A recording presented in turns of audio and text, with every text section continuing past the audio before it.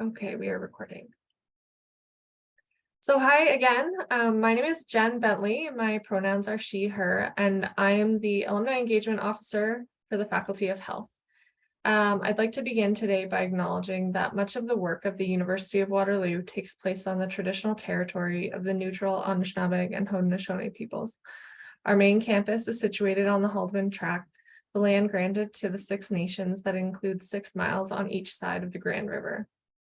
Our active work toward reconciliation takes place across our campuses through research, learning, teaching, and community building, and is centralized within the Office of Indigenous Relations.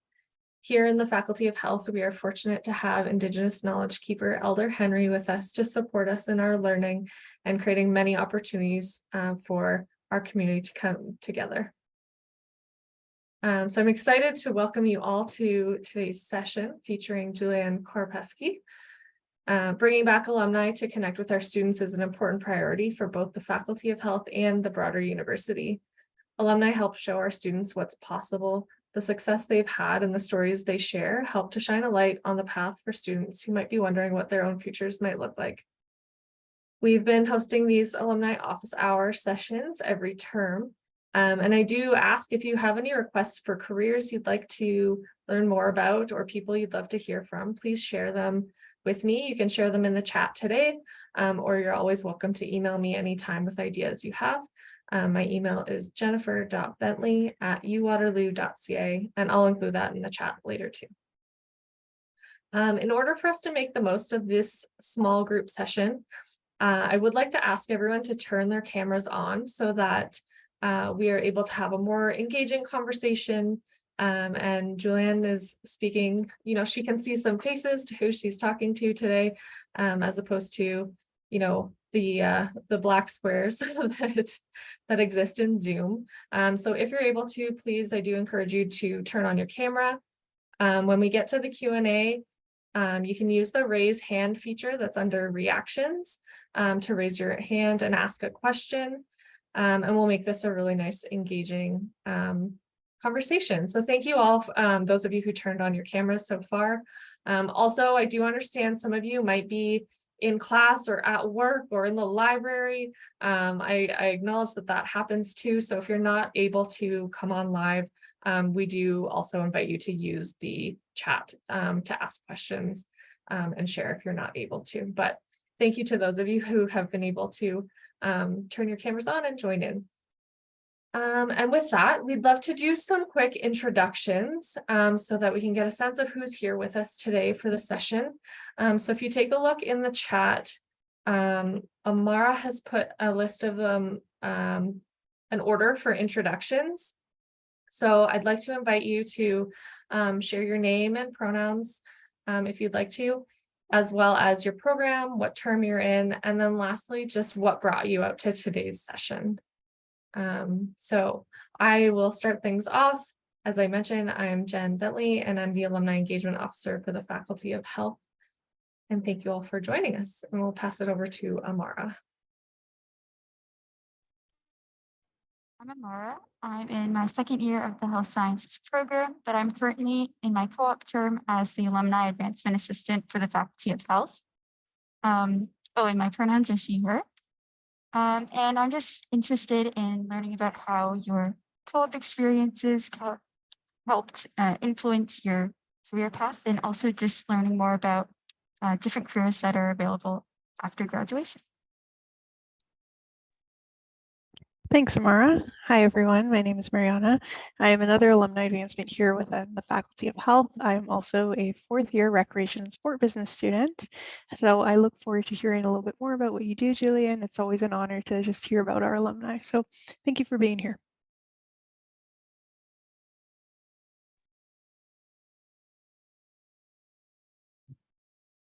Hi, everybody. My name is Hira, and I'm a first-year student in public health. And I just wanted to know more about co-op because, I've heard mixed things. I just wanted to clarify some of the things. So yeah, I'm looking forward to talking about that. Hi, everyone. My name is Kobisha. I use she, her pronouns, and I'm in my fourth year of health studies. I'm currently on a co-op term right now in the office, but I'm really excited just to learn about your journey through government and just coming into these positions through co-op, and super excited to learn more about that. Hi everyone, my name is Julian as well. I'm a 2A student, or going to 2B actually. I'm my first co-op term, I'm in health science, by the way. And right now my co-op term, I'm with the Ministry of Finance, and I'm also I'm a policy co-op student. So when I saw this coffee chat, you were policy analyst in Health Canada, I was pretty intrigued because I think this co-op has helped me kind of figure out a policy career path, and just to pick your brain a bit and see how your career path kind of led to that, and if I can have some relation to my current experience right now, I thought it would be pretty interesting as well. Great. Hi, I'm Diane Williams, and I'm the Associate Director for the undergraduate programs in the school. And I selfishly just wanted to see Julian because, again, I had her way back in 2013 as the inaugural class of the public health program. And it's great to see her again. And I just want to find out what she's been up to since she left us a few years ago. Hi everyone, my name is Mahima. I am actually pursuing my master's in public health at University of Waterloo in the second term, and just like everyone else, just wanted to see about your experience working as a policy analyst, your career journey, what kind of skills. So just to be in this group discussion to learn from everyone and shared experiences. So thanks for joining us. Hi everyone, my name is Sasha. My pronouns are she, her, and I'm a second year public health student. I'm currently on my first work term working in the Dean's office as the Marketing, Recruitment, and Events Associate. And what brought me here was just interest in learning more about jobs available within the field of public health. Oh, hi everyone. My name's Afua. I'm in my last term, so I guess 4B term of public health. And what brought me here today is that since this is my last semester and I'm going to be going to postgrad, I just wanted to pick your brain, know more about what that looks like, and I guess what's available in public health after I graduate.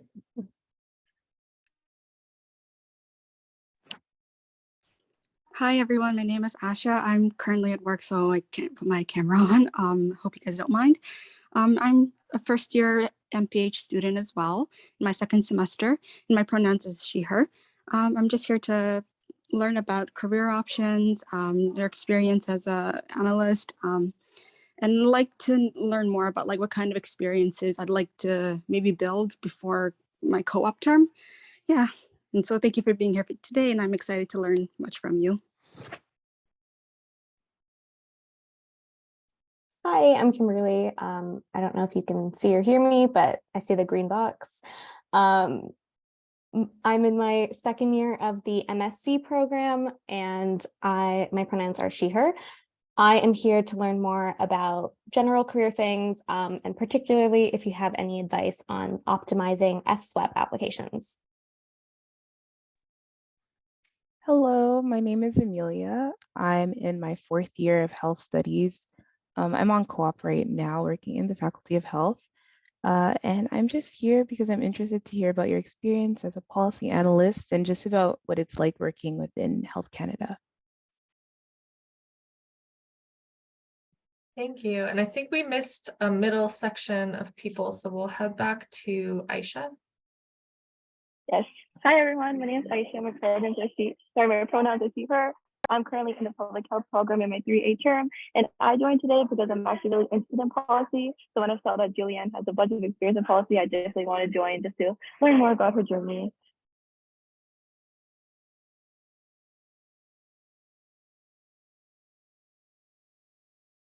And then I think Nirusha and Megan can go next. Hi everyone, my name is Nersha. I'm in my 3B term in public health. And I'm really interested in learning more about careers in public health. Hi, my name is Megan, and I'm in my 2B term of health sciences. My pronouns are she, her, and I really enjoyed the previous alumni office hour, which is why I'm here again this month. Wonderful. And did we miss anyone? I think we got everyone. Just want to make sure. Okay, and now we will end things with our wonderful alumni speaker here with us. Juliane, over to you. You can share an introduction of yourself and take us through your journey from your time at Waterloo to where you are now. Awesome. Thank you so much. It's a really great opportunity to be back here, and it's exciting to see a lot of interest in public health careers and health policy. So first, I just want to acknowledge that I'm tuning in from Ottawa, which is the traditional and ceded territory of the Anishinaabe Algonquin Nation. It's very cold here. I'm sure it's cold there too in Waterloo or wherever you're tuning in from. So yeah, just a bit about my background and my time at Waterloo. So I attended Waterloo from 2013 to 2018, and I was a member, as Dr. Williams said, of the inaugural graduating class of the Bachelor of Public Health co-op program, and I also completed a gerontology minor. Funny story, when I started, the program was actually called a Bachelor of Health Promotion, and then it was changed in my second year. So it's really great to see how far the program has come and the doors it's opened for people. I always really enjoy hearing about different career paths that people from my cohort have taken, whether it's health informatics, working at health units, different levels of government, working at hospitals, or doing research. There's really a lot of options that the public health degree does open in your undergrad, and the master's program as well. And when I was at Waterloo, I really enjoyed the tight-knit community in the faculty and how approachable everyone was, including faculty and profs and student advisors. It was a really great time. I really enjoyed my time at Waterloo, and it was a great way to just explore what I was interested in. So just through my coursework and co-ops, I started to realize I had an interest in the social determinants of health, which many of you have probably taken courses in, and then also health equity as well. So following my bachelor's, I decided to gear my learning path a bit more towards social and behavioral sciences and the social determinants. So I did a master's at the University of Toronto, and at U of T, the MPH program there's different streams that you can specialize in. And I did health promotion, and then I also did a focus in public health policy. So that's kind of where my interest in policy started, and it was through coursework and just kind of starting to build a bit on that. And then my career journey, it does date back to my co-ops that I completed while at Waterloo. They were all very different. And I'm sure you've heard the saying before if you're in co-op, but it's a great way to figure out what you want to do and maybe what you don't want to do. And even if you did a co-op or doing a co-op and you're thinking, I don't really know if this is what I want to do in the future, I'm sure you're gaining a lot of transferable skills that you don't realize. So just making note of the different projects you're working on, the skills you're gaining, and then being able to transfer them into something else for your next co-op. It's a really great way to just try different things and gain new skills. So my co-ops, like I said, were all very different. My first one was in the HR department of a nuclear engineering company. So very not what you'd think when you think of public health, but I did get to work on some health and safety stuff. I got to learn a lot about nuclear engineering and nuclear reactors, which is really cool when you think about it. And then my second co-op, I was working on campus at counseling and psychological services. So for that co-op, it was a great opportunity to explore mental health and work in a frontline position directly with people. I was working on doing intake, and I got to learn a lot from the counselors that work on campus and just about different programs that we have to offer, whether it's individual counseling, coping skills seminars, and group sessions. It was a really great opportunity. And that's where I found, my resume was starting to build a bit more in the field of public health and mental health as well. And then my third co-op, this was the summer term. So I did have a challenge finding this co-op. If you're in the co-op program, a lot of people say it can be challenging to find your first co-op, but I found this one was challenging because in the summer, you're not only competing against other co-op students, but also students who are looking for just general summer jobs. So this one, it was a little different. I worked at a medical imaging clinic where I did administrative work.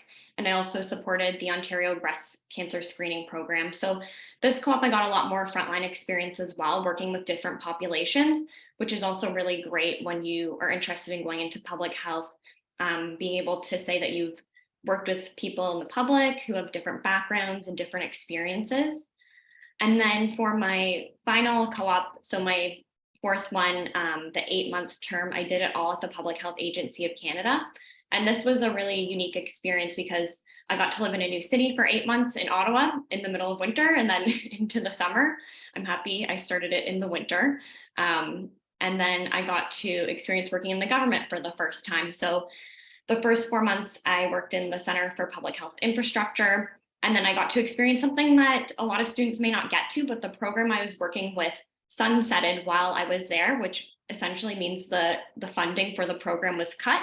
And for a few weeks, I was unsure if I would be able to continue my co-op there, but luckily I had a really great supervisor who brought me over with the team to our new center. So we were working then in the Center for Emergency Preparedness and Response. And I got to do some really interesting work reviewing lessons learned from public health emergencies, such as Ebola and Zika virus. So even though I had to work through an adverse situation where there was some uncertainty, it worked out for the best because I did get to do 2 different jobs in one co-op term.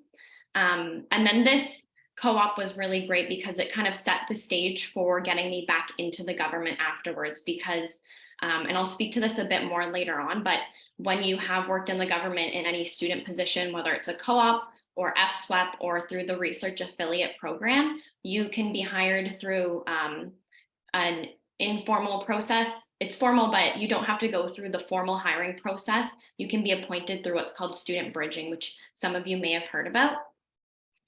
And then during my master's, I did 2 practicum placements. So very similar to co-ops where I got to gain some experience and explore new areas of interest. So my first master's placement was at Public Health Ontario. I was in the Knowledge Mobilization Division, supporting research projects that health units carry out to evaluate and research different things. And then for my second master's placement, I worked for the Region of Peel. So I got this position through contacts from a previous summer job I had there. Again, leveraging some former contacts that I had made while working there just in a summer job. And then I worked there in the Community Access and Housing Services Division. So this placement, what I wanted to do was really explore something I hadn't done before. And I'd always had an interest in homelessness. And this is kind of where my interest in the social determinants come into play. So I wasn't even working in public health. And a lot of people I worked with said, "You're doing an MPH, why are you working here?" Because a lot of people had backgrounds in social work, but I explained to them, the links with the social determinants of health and how your housing and how your living conditions can influence your health. And it was, I think, eye-opening for them as well.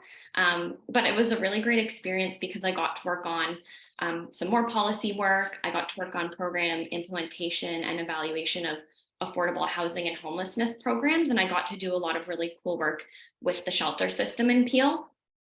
So that a lot is kind of the base for my student placements. And I also did some other research as well on the side. And that's how I kind of got into looking into harm reduction and the overdose crisis. But all this to say, my co-ops and my student placements where I worked as a student, they really created this great foundation for my career once I finished school. And I was able to leverage, the knowledge and the skills I gained as well as the connections. So I finished my master's right when the pandemic had started. So this was actually a really challenging time to be looking for full-time work. You think in public health, during a pandemic, there's lots of work, but because the pandemic had just started, organizations didn't really quite have it figured out how they would hire people and do onboarding during a pandemic when a lot of them hadn't even figured out how to do remote work, So there were a lot of hiring freezes at many organizations, including the Region of Peel, where I was hoping to stay on when I was done my placement. And, you know, when there's times of uncertainty, I find you just need to adapt. And, you know, even if you have a certain plan in mind, it might be a good time to try doing something that you didn't see yourself doing. And, you know, something a lot of people say, and you may have heard, that right out of school, you may not get your dream job. You just need to look at every experience as a stepping stone. So I guess all that to say, during my co-op at the Public Health Agency of Canada, I had made a really great connection with a mentor and then also a manager who I'd stayed in touch with over the years.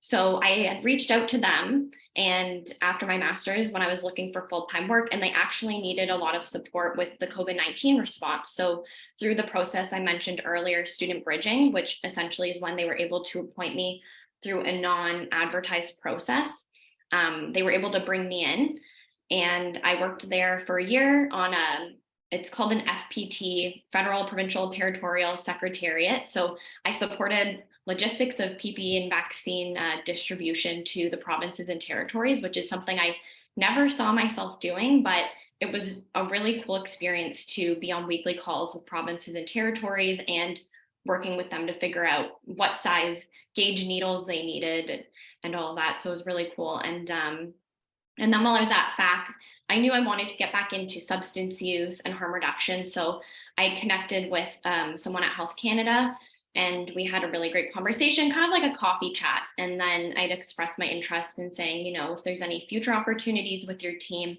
I'd be interested in learning more about them. And so a couple months had passed, and then they reached out to me and they said they had a few positions open on their team. So in August 2021, I started working in my current role as a policy analyst in the Controlled Substances and Cannabis branch in the Office of Controlled Substances. So one theme you may have noticed so far is that since beginning full-time work, I didn't get any of my positions through a formal hiring process. I was able to leverage my networks and my connections that I had.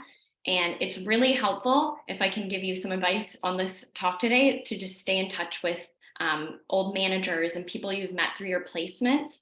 It's really great if you're able to stay in touch with them. And then when they know you're looking for something, if they don't have anything they can offer you, they may have connections that are looking for people. So the work I do now in my current role, I primarily work on drug policy files. Specifically, my team reviews exemptions related to decriminalization, which you may have heard about in the media. BC recently had an exemption that came into effect. So decriminalization, just for a bit of background if you're not familiar with it, it's a form of harm reduction that aims to reduce stigma and fear of legal and other consequences.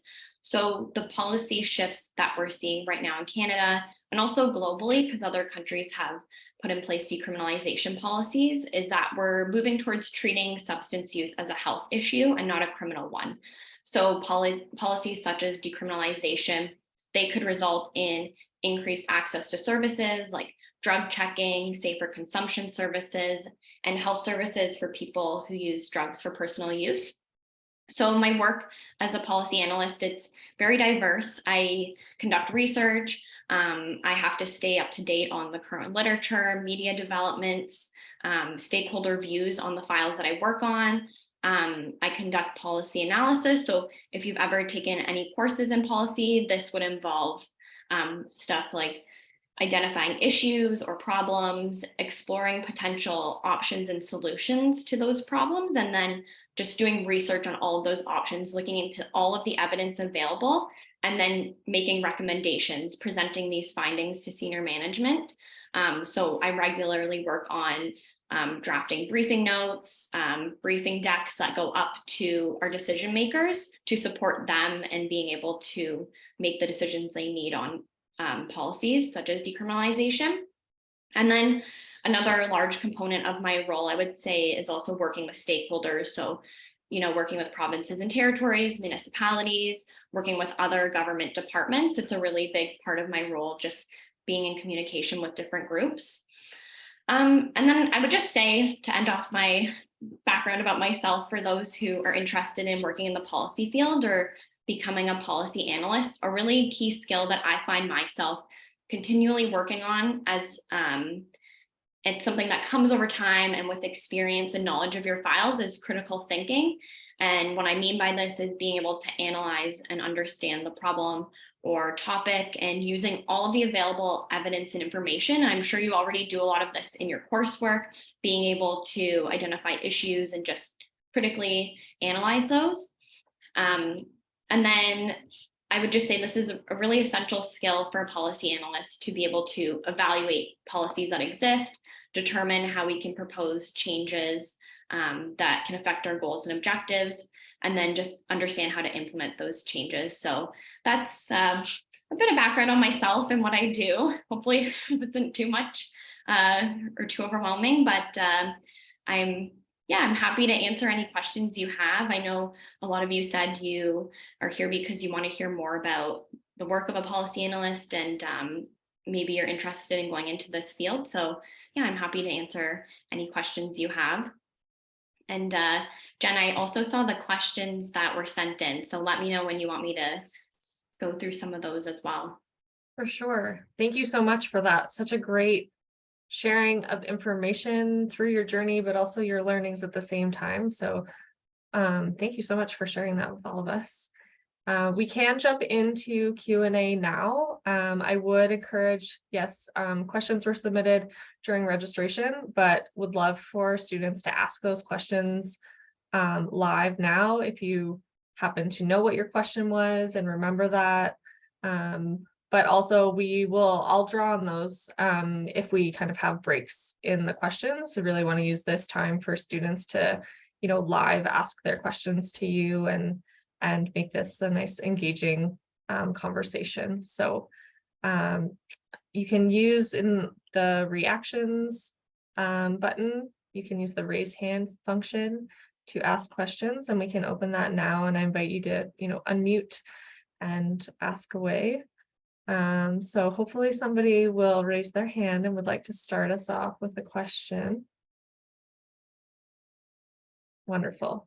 Thank you, Megan. And then we'll just keep going. I'll call on everyone one at a time, or Julian, you can always call the next person as well.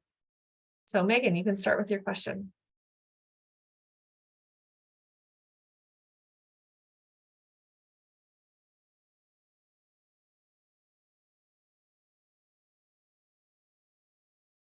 Oh, Megan, I'm sorry, we can't hear you. Not sure. Hello? Oh, there we go. Oh, sorry, my mic was off. You might not be related to your current position or any of your co-op opportunities, but I am interested in the MPH program at the University of Toronto. I was wondering if we could connect separately after the meeting, just so it doesn't take up too much of the recording time, for me to ask a couple questions about the program. Yeah, for sure. I think, Jen, will you be circulating the best way to contact me, or? Yeah, I have your LinkedIn link ready in the chat, but also was going to ask if you have an email address you're okay to share with everyone as well. Yeah, sure. I'll just put it in the chat. Great. Thank So you. then everyone can just grab it from here if they want to connect with Juliane further. And Megan, also, if we do have time at the end, you're welcome to ask those questions if we run out of conversation on the video as well. Yeah, for sure. Thank you. Great. Julian, you can go ahead. Yeah, I just had a question mainly about how you went about networking, and I guess it's more so advice. But I know in my current position right now at work, I've had a couple coworkers who were nice enough to connect me with people in other ministries and departments that are more relevant to, I guess, my field of study. Because I'm working in financial policy right now, but that's not what I want to end up doing, But it's still like foundational work, and it's still very good, relevant experience. But in terms of the networking sessions I've had, I find it like, I guess, a little awkward to talk to somebody, but then not making it seem like I'm asking for a job in the future. So how do you go about making those connections, but not making it seem like you're asking for a job? Yeah, great question. What I kind of do is if there's someone who I'm interested in speaking with, what I'll do is ask them if they have time to go for a coffee chat. And I'll try and frame it around wanting to hear about their experiences and their work that they do and how they got to where they are. And sometimes if I, have a set of questions I want to ask them, I send it to them in advance and just say, I'm hoping to talk about these things with you, whether it's their career journey. And then you can ask them if they have any contact information, just so you can stay in touch. I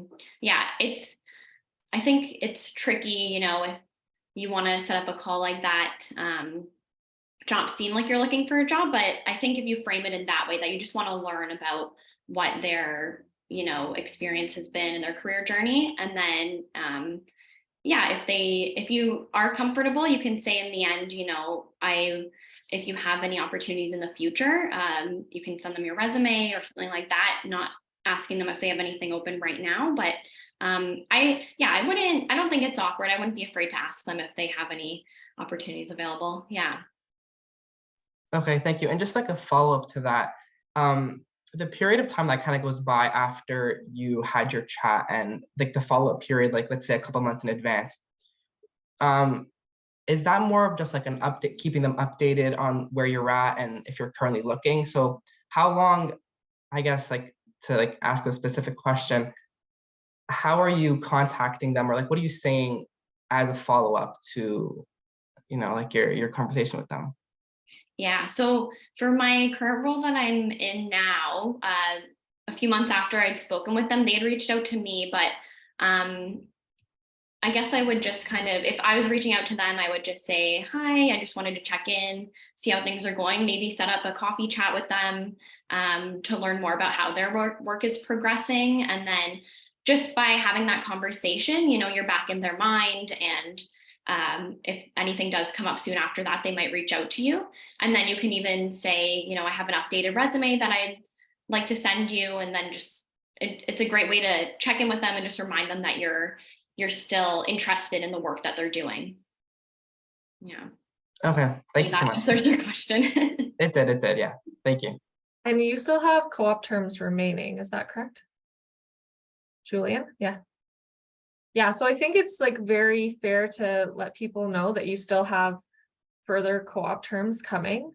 And even just asking, I'm curious if your office hires co-op students at all, and if there are positions I can look for, that sort of thing. That might show that you're looking for future opportunities and just wondering what exists for you to look for and apply to. And then that might also open a door or an opportunity for them to say, like, I can connect you with the person who hires them or something like that. Yeah, and I know a lot of times where I work, if a certain manager isn't hiring, they would share, if you express that you're interested in a co-op opportunity, maybe another manager that they know is looking for a co-op student. So just because you're sending your resume to one person, it might end up going to multiple people as well if you tell them that you're interested in a co-op opportunity. Thank you so much. Yeah, I appreciate your response. Okay, thanks. And Aisha, you can go ahead with your question. Hey, so my question is, what does the work-life balance look like in your current role, and in some way like public health related jobs that you've had in the past? Yeah, for sure. The work-life balance that I have in my role, I would say that it's fairly good. I find working in the federal government, there is an emphasis on, these are the hours that we work. And a lot of people in their email signatures will have, just because you're receiving this email outside of work hours doesn't mean you need to respond to it right now, respond to it in your own working hours. So yeah, I'd say it's fairly good.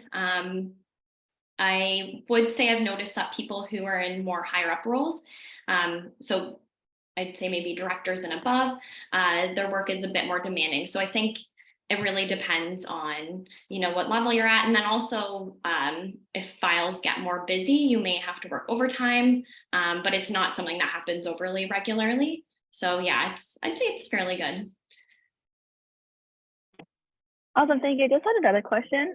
Do you know if there's a lot of, I guess, lawyers or people go into law and then also pursue an MPH? Because right now I'm really interested in public health. Like I absolutely love it and I want to pursue an MPH, but I'm also interested in law policy. So I'm kind of like stuck in between right now. So just wondering like in the past, if you've ever had experience, I guess, of like working with lawyers or just law in general. Yeah, I do know that some people who go into law end up working in the government as well. There are a few people in my department who are lawyers. I'm not too sure about the MPH versus the lawyer or law route. Yeah, I would say just do your research on both, speak to people who've gone into both fields or someone maybe who's a lawyer in the public health field and just kind of get their perspective on it for sure. Awesome, thank you.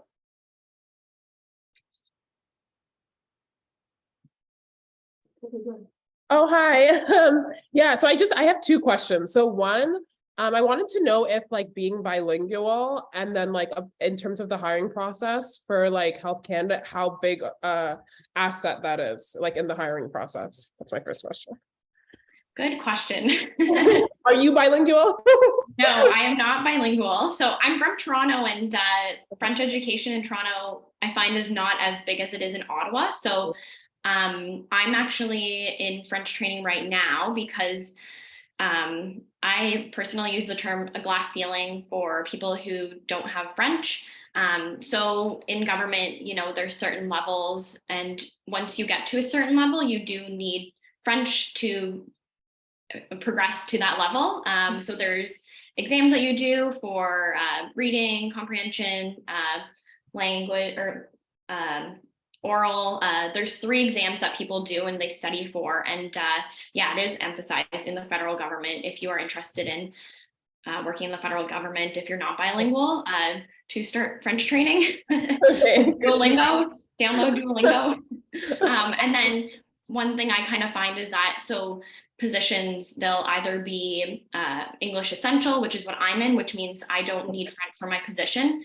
But then other positions may require certain levels. So if you are in a position that requires you to be bilingual and you're not, there's different training programs they might have you do. So sometimes people will go away for your French training. That wouldn't happen for me because I don't need it for my current role. So right now I do group training 3 hours a week. But yeah, it's definitely something to consider if you're interested. Yeah. Okay. And then I think my second question was, other than being a policy, like being the role of a policy analyst, like at Health Canada, what other public health roles are there? Because like for my co-op, like most of my co-ops, I worked in like pharmaceutical companies. So I saw how Health Canada played a role in that space. But like, I'm just wondering, like public, like other than policy and being a what are the other roles? Yeah, for sure. Great question. So I guess it's a little confusing, but I'm in a category called the EC. So it's economic and socioeconomic, and policy analysts fall under that. But under that as well, that's where you'll also have epidemiologists, people who work with data, if they're data analysts. I know at the Public Health Agency, they have a program evaluation division. So that's where you'll find people who their titles will be program evaluation officers. And then I do find in the government or in the federal government, policy analyst is a broad term. So you may be a policy analyst, but you work on a lot of different things. So you may not be doing policy work specifically, you might be doing more program or operational work. And then besides the EC category, there's also people who have public health backgrounds that work in project management. So their roles may be program manager of different programs that are at Health Canada and the Public Health Agency. Okay, thank you.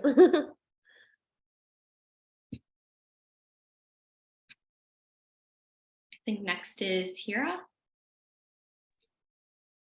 Hi, my question is, I'm interested in doing an MPH program. I'm only in my first year and I'm also in co-op.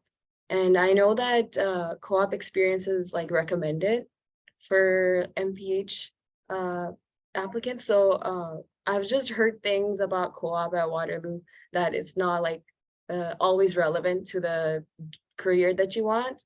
And so I was wondering if we can get the same opportunities without co-op. And like, how much did like Waterloo Works or like that help you get the opportunities that you got? Yeah, I would say that my co-ops, I did leverage them to apply for the MPH program that I went to. Just different experiences, as I said earlier, you know, working with different populations and just the skills that I had gained as well. But if someone who's not in co-op is interested in applying for an MPH, I would say, just in your summers, you could be doing different roles that co-op students may also be doing. During your year in school, you could reach out to profs and try and get some research experience, other jobs that are available. I think something that played a really big role for me as well while I was in Waterloo was volunteering. When I was in my school terms, I would try and volunteer with different organizations in Waterloo. So I had volunteered with an adult day program. I had volunteered with one of the soup kitchens in downtown Kitchener. So co-op, I would say it's helpful, and you can definitely leverage your experience from that. But if you don't do co-op, then you're just going to have to work to do different experiences as well. So yeah, I think, if you are considering the MPH, just doing research on the programs that you're interested in, see what those requirements are for you to apply. And, if there's a certain program you're interested in and they require a certain experience, then just trying the next couple of years to gain that experience. There's different ways you can do it for sure. Okay, thank you. Also, is like two like people who are in charge of admission, does it matter if you have like a paid job or a volunteer experience? Does that if you're getting paid, does that make that experience like more better or like more legit? Is that a thing? I can't speak to what the admissions teams look at, but I will say I don't think they had any idea if any of my experiences were paid or not.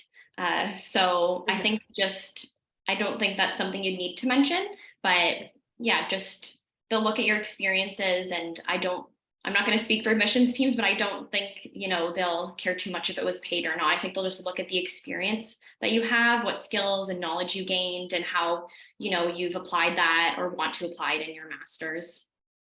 Okay, thank you. Thank you so much.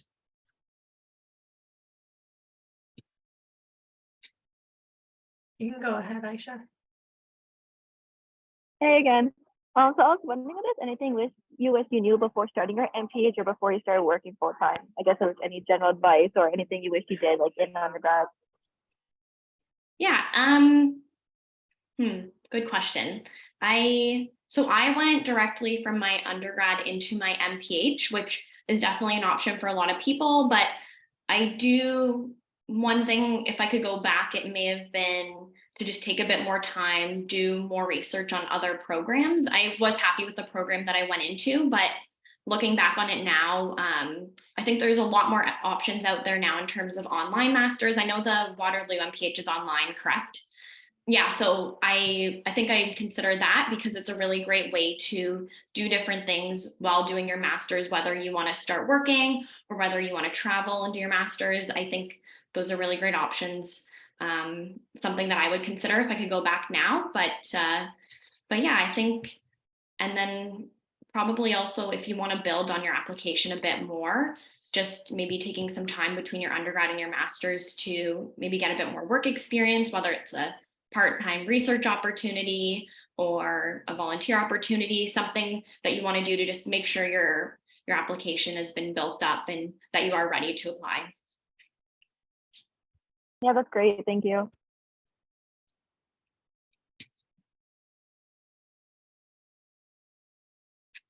Great. So I was checking the questions that were submitted in registration. And someone did ask here, what is your favorite aspect of your current role at Health Canada? Yeah, good question. Yeah, I'd have to say my favorite aspect is just being able to work on major issues. When I started, I was working on the COVID-19 pandemic, and now I'm working on policy pieces that are hopefully going to be solutions to the overdose crisis and just supporting, our most vulnerable in Canada. It's I feel very lucky and grateful that I get to work on such big files, and it's really an interesting opportunity. It's a learning curve as well. I've been learning so much along the way, and just being able to work on these big policy pieces that are so multifaceted, I would say it's something that's been really great working at Health Canada and working on just such a major public health issue. It's been, yeah, a great experience. That's great. Thank you.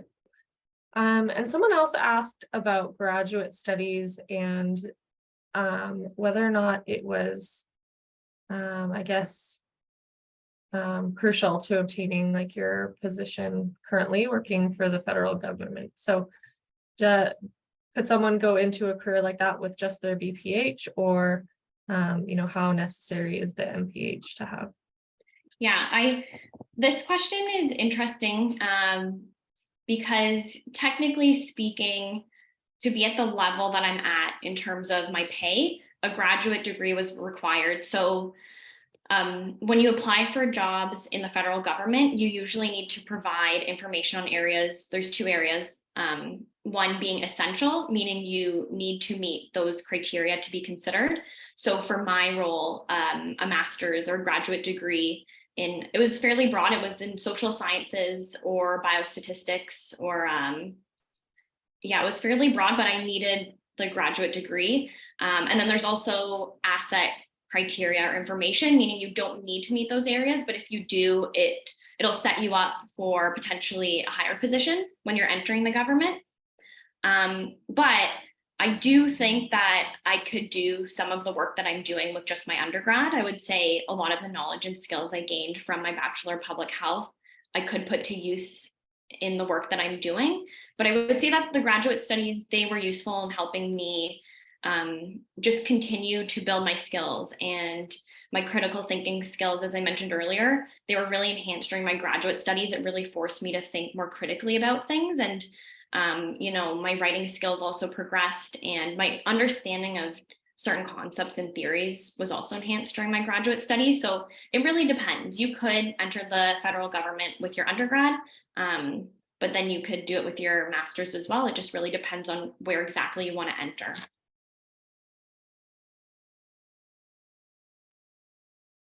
Awesome, thank you. Looking, and Mahima, you're here, so I don't know if you want to build on this question that you put in registration, but it was around developing presentation skills at the graduate level. Yeah, I was just wondering, just because I'm sure you're speaking with so many different stakeholders, so I was wondering if there are special skills. And I know now that you've mentioned so many different co-ops, I think that's just gradually you build upon depending on the audience of it. But I was wondering if there were some key tips or tricks that you would want to share today with us as to how you deliver those messages, especially with on the policy side of things. I know you mentioned briefing notes, so just the language of it, if you'd like to share something.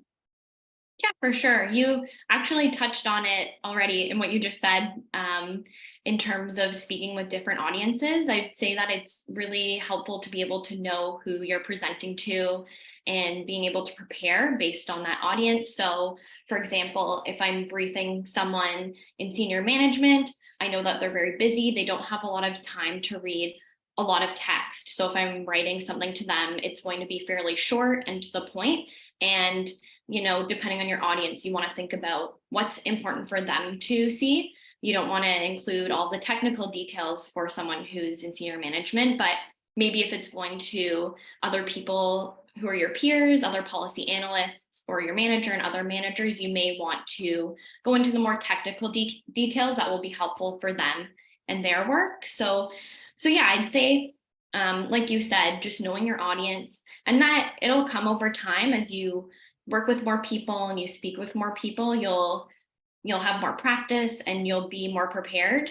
And right now while you're in school, a great way to practice for your class presentations, I would say just thinking a bit more about what would be interesting for my class to know, while also meeting the criteria that your prof is asking for, and then practicing in front of peers maybe before you present, or a friend or a family member, someone who can give you some honest advice. Thanks so much.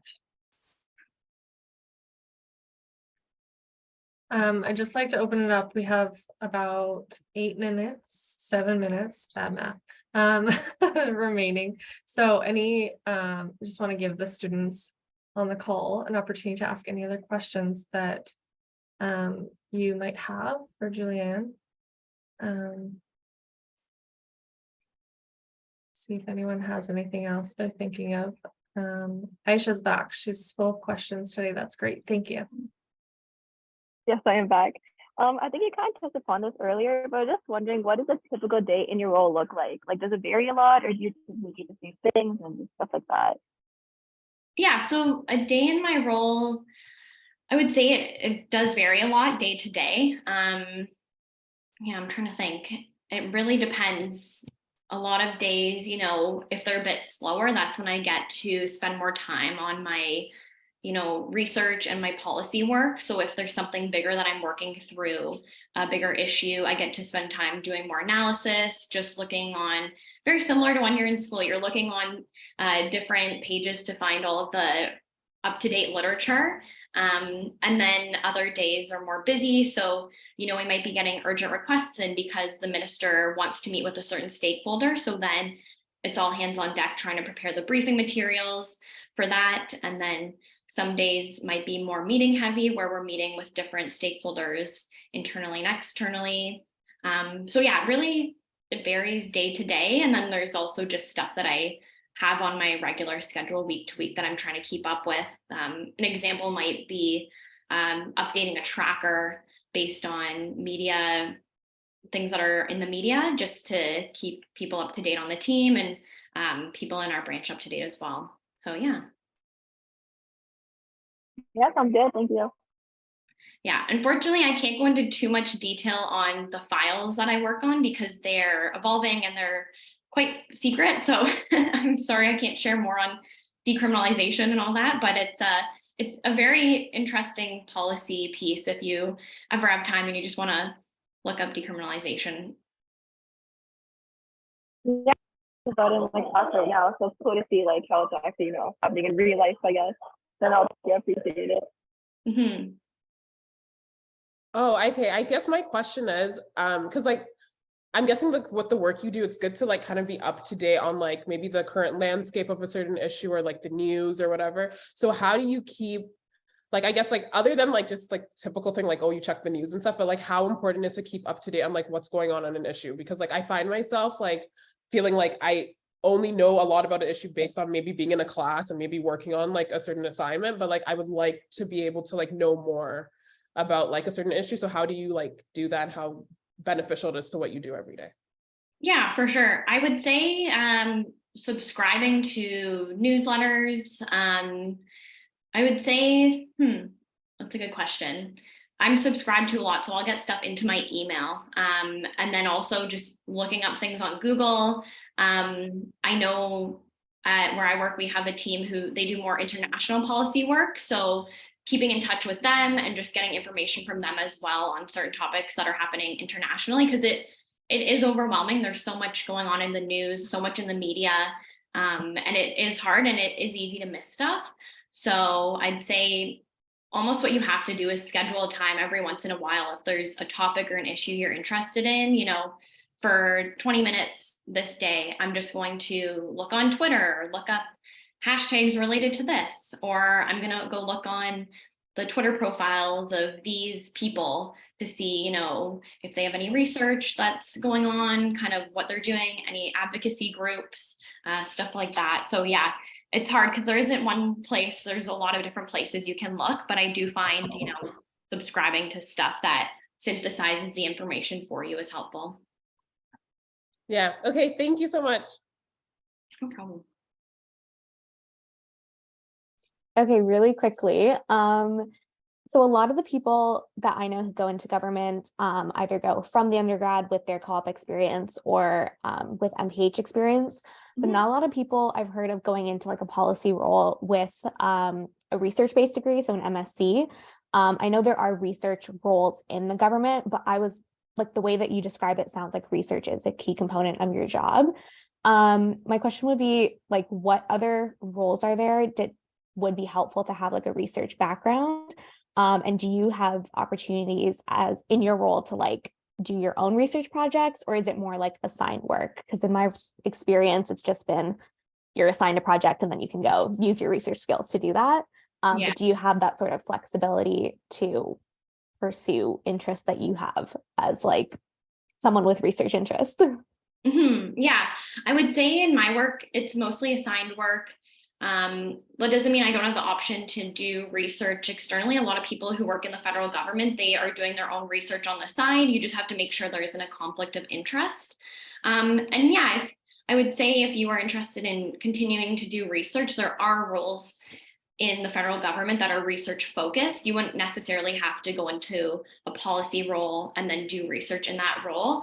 In my directorate, for example, which is kind of like our department within our branch, there's a group that's focused on surveillance and research. So that group, you know, there's epidemiologists, there's biostatisticians, there's people who are, you know, their role is research analysts. So they do a lot of the work with data. They'll do a lot of, they'll do knowledge translation as well for the rest of the department. So a lot of times if I'm working on something, if I'm working on a report and there's certain data that I need, or if I need certain data sets, or I need something analyzed, or I just need something I can plop into a report, I'll go to, you know, that group, or you know, other groups that might be doing that research. And I know at the Public Health Agency, there's also a lot of groups that they're doing research that's actually being published. So there are options. Don't feel like you need to go in a certain role and just within that role do research. There are very much research focused roles that are an option as well. And I'd recommend there's a research affiliate program.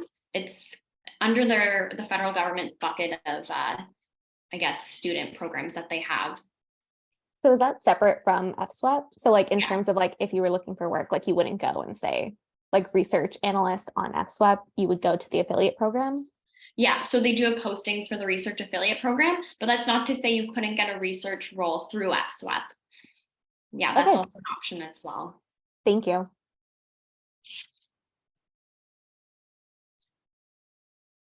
All right, looking at the time, we will wrap things up, but I did want to ask you, Juliane, if you have any final advice that you'd love to leave with this group of students for tonight.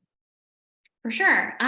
There was actually one question we didn't get to. I don't want to take it over time, but it's something that I really resonated with when I started my MPH.